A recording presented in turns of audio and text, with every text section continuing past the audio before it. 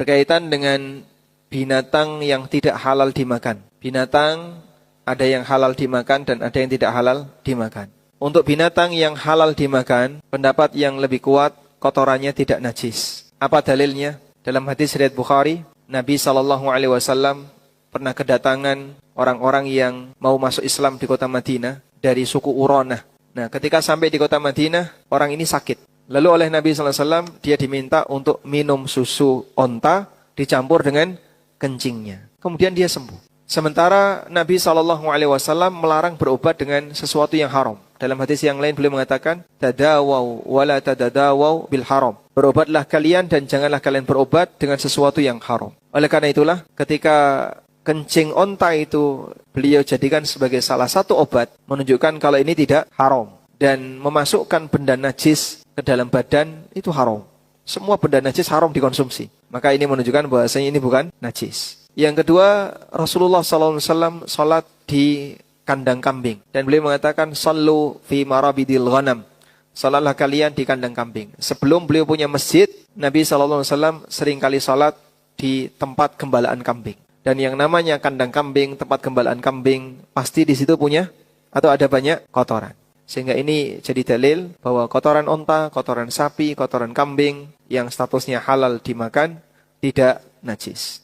Yang kedua, kotoran hewan yang haram dimakan najis. Dalilnya adalah Nabi SAW pernah meminta kepada Ibnu Mas'ud untuk dibawakan kerikil guna dipakai istijmar, dipakai cebok. Tapi oleh Ibnu Mas'ud beliau dikasih 3 benda, 2 kerikil dan 1 kotoran keledai kering. Kotoran keledai kering, ya, mirip kerikil ya. Kemudian Nabi SAW membuang kotoran keledai kering dan beliau mengatakan, hadhihi riksun, ini najis. Dan keledai itu tidak halal dimakan. Keledai Cina itu tidak halal dimakan. Berarti kotorannya tadi yang disebut Nabi SAW ini najis karena dia satu jalur hewannya tidak halal dimakan, kotorannya najis. Selanjutnya, bagaimana dengan kotoran hewan kecil, serangga dan seterusnya? Nah, untuk kotoran hewan kecil, para ulama membagi menjadi 2. Yang pertama, hewan kecil yang tidak memiliki nafsun sa'ilah. Bahasa kita,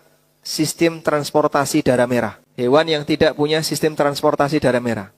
Seperti semua serangga, semua moluska, semua binatang yang tidak punya tulang belakang.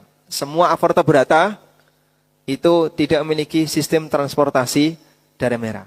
Nah, untuk binatang yang tidak memiliki sistem transportasi darah merah, kata kuncinya semua avertebrata yang tidak punya tulang belakang, kotorannya tidak najis. Bekecot, kemudian semua kotoran kutu, kotoran kecoa, kotoran lalat, kotoran cicak, kotoran apa lagi? Kotoran nyamuk dan seterusnya. Kotoran laron. Laron buang kotoran enggak?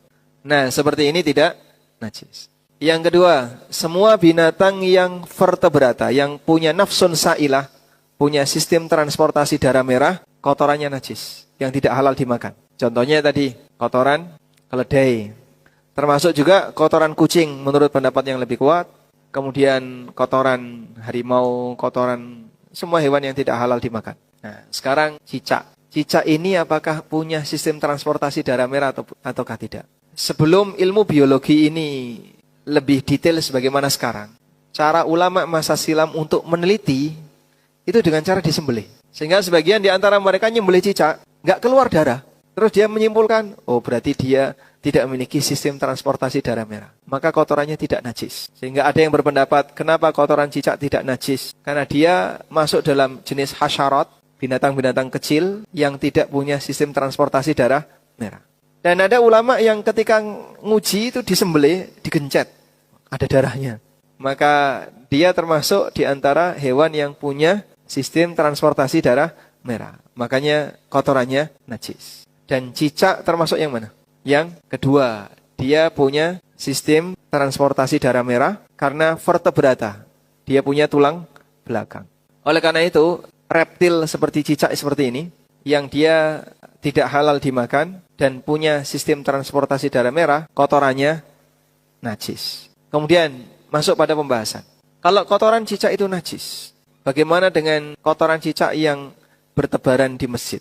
Ada kajian lanjutan berkaitan dengan najis yang kecil, najis yang sedikit. Apakah najis yang sedikit itu ma'fu ataukah tidak? Dan pendapat yang lebih kuat, ini pendapatnya Hanafiyah dan pendapatnya Syekhul Islam, najis yang kecil, yang sedikit, itu najis ma'fu. Najis yang dimaafkan. Sebab yang seperti ini tidak mungkin dihindari. Apa dalil najis yang sedikit itu ma'fu? Orang cebok dengan menggunakan kerikil, namanya apa ini? Istijmar. Kalau cebok pakai air namanya istinja. Istinja itu untuk semua jenis cebok. Yang pakai kerikil namanya istijmar. Istijmar ini kebiasaan orang masa silam. Dan Nabi SAW terkadang beristijmar. Demikian pula orang soleh masa silam beristijmar. Orang cebok pakai kerikil. Kira-kira di sekitar lubang dubur masih tersisa atau tidak? Kira-kira masih tersisa enggak? Masih. Masih ya. Berbeda dengan air ya. Kalau air mungkin lebih bersih. Tapi itu sudah diizinkan. Sehingga membersihkan najis setelah buang air dengan menggunakan kerikil. Walaupun di sekitar lubang dubur masih ada titik-titik najis. Yang kalau diuji coba, misalnya pakai smear test, terus dicium. Apa aromanya? Mambu. Oh, berarti masih ada titik najisnya. Tapi itu diizinkan untuk sholat. Dalam posisi seperti ini, diizinkan untuk sholat. Maka ini jadi dalil, najis yang sedikit, statusnya ma'fu. Oleh karena itu, kalau ada orang yang terlalu was-was dengan cipratan, jangan-jangan nyiprat, jangan-jangan itu dihapuskan saja was-was itu. Karena misalnya ada satu dua titik yang tidak kita sadari, itu statusnya ma'fu. Dan karena ma'fu, maka digunakan untuk sholat dan seterusnya boleh. Untuk itu, aneka kotoran cicak yang sulit untuk dihindari, jika ada di sajadah dan seterusnya, selama tidak nempel di batuk, tidak nempel di jidat, insya Allah tidak mempengaruhi keabsahan sholat. Tapi kalau ada silakan Anda bersihkan untuk dibuang keluar. Wallahu a'lam.